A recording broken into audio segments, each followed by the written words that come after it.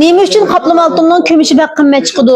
Bizdan sotib olsanglar 5-6 qo'y sotib oldik ekansizlar. Bizga sotsanglar 25 qo'y, 30 qo'y, 35 qo'yni sotib ekansizlar. Nima uchun bunday qilasizlar deb men ishlagan filmlarimni ostiga ashunda imkonslarni aytib jiq kelibdi. Men bugun sizlarga zag'irtida tushuntirib qo'yay tuqqanlar. Mana hammasi kumushni yasalgan zinnatlar. Ash oltin yasaydigan zavodlarga olib berib, shu zavodda mushunda bir hunar san'atlik holatga keltirish uchun biz mushu kumushda mal yasagan ustamliga biz bu haqqı berimiz. Endi tushunishlik bo'ldimi? Xuddi siz bir an rahli sayfoxonga kirib, "Mening kiyim tikib bersangiz, shu rahga simka berib tikizganga o'xshash, mushu kumushlarningmi ashunda bir simkir oldu. Shuning uchun bu kumushlarni ashunda qimmatlik olib qolasizlar. Ammo lekin izohat 30 qo'y 35 qo'yni qanday yerdan oldinglar men uni uqmadim. Biz 30 qo'ydan kumush sotib boqmadik. Mushu kumushlarning shu eng qimmat satsam 25 qo'y, 28 qo'yni sotgan kumushlar men tayin az. Asosiy mollarim 25 qo'y atrofida ma'ludi. Yerlik nusxalar o'qasa bundan arzon chiqadi. Şu nusxaga qarata arzon qimmat. Eng qimmatini hozircha shu sizlar 25 qo'y deb tushunsanlar bo'ldi. Chunki 28 qo'yliklar intayin az. Anadan keyin bizdan sotib olsanglar 5-6 qo'y sotib olgansizlar degan tuqqanlar qat'iy xafa bo'lmanglar. Men 5 qo'y 6 qo'ydan kumush sotib olmoqman deb o'zimning shu qatlagan mollarimning kumushlan bo'ldi-ki, men 7 qo'ydan sotib olaman tuqqanlar. Shunga mush qaplama oltinning kumushi unda qimmatgan, munda qimmatgan degan tuqqanlar azroq tushundinglarmi deb o'ylayman. Yana birga mushu qaplama oltinni sotib kirgan vaqtingda tatqan ziyonga yurikingni o'ylab, zot ashu degan ig'zingni har xil gapni qilib, mishat degan do'qqoslab g'udrab chiqib qo'ydi ekansizlar. Avo bir kiyim kechak deylik, oddiyg'inisi. 1 ming qo'ylik, 2 ming qo'ylik kiyim kiyib baqqanlar bormi sizlar? Inkas rayoniga bir qimmat olgan kiyimingning rasmi bo'lsa yo'llab qo'yingmi, men bir ko'rib baqay.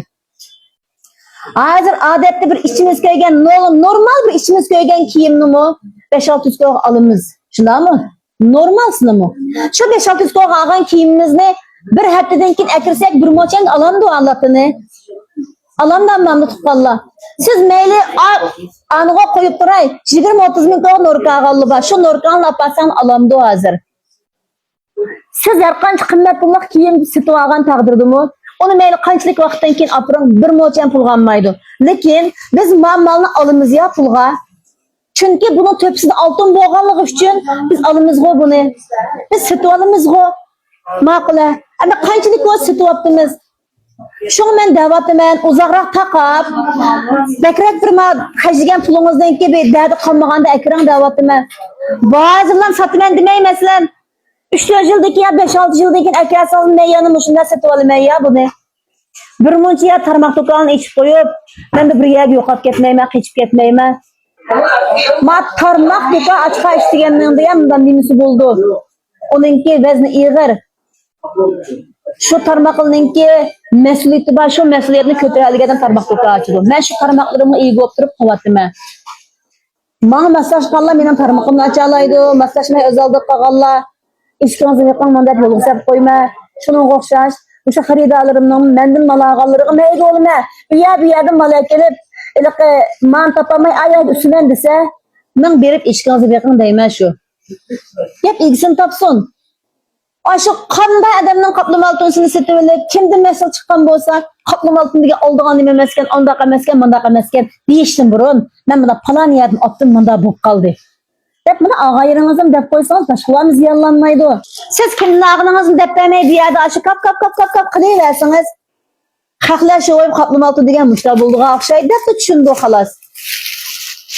Adamın arası omdununda eskisin boğandek malının içinde yaxşısından naçırımı var. Şununla ağa yerlerinizin bunda falan yerin ağanın nimenin bunda çıkıp kaldı dep koysanız hiç olmasa. Aşında kaplama altınınki tonuğu ornu bilip payda menfaatini ko'zlab turib, iste'molchilarningki hech nimasi o'ylashmagan ashunda bir savdogarlar, "Voy topdi, menda chiqsam, tashab qoldi ekanman, jumo" deb bo'lsa-mu, eng odil raqobat malning sifatini yaxshilash, xaridorga yaxshi muomala qilish, sotgandan keyingi har bir remont qilish bo'lsin, sotib olish bo'lsin, buni yuvib tozalash bo'lsin, sotgandan keyingi mulozimatni har bir inchki halqlargacha yaxshi qilish. Ay birini satsam, faydasını alsam bo'ldi ey demeydi o çağda. Siz aşı birini ko'rsangiz, birini ikkini ko'rsangiz, ikkini aç paç qilib menga beranga. Qani, O çağda mana muşu kaplama altınçılıkni en pakiz kıldıgan bir uçum adamlarla kap kaldı. Kağalarının hemisi şagan buldu. Şuna kaplama altın degen andak mandak kağamı ornada planın yaptım manda çıkıp kaldı. Dep koysanız kakım bulup kas buldu emasmı? Kaplama altın degenning şunda sitvaga vaqtınız sizi xuşal qiladigan, tatqa vaqtınız bize açınız açık koyduğun yeri var. Bununla beklep kettiniz.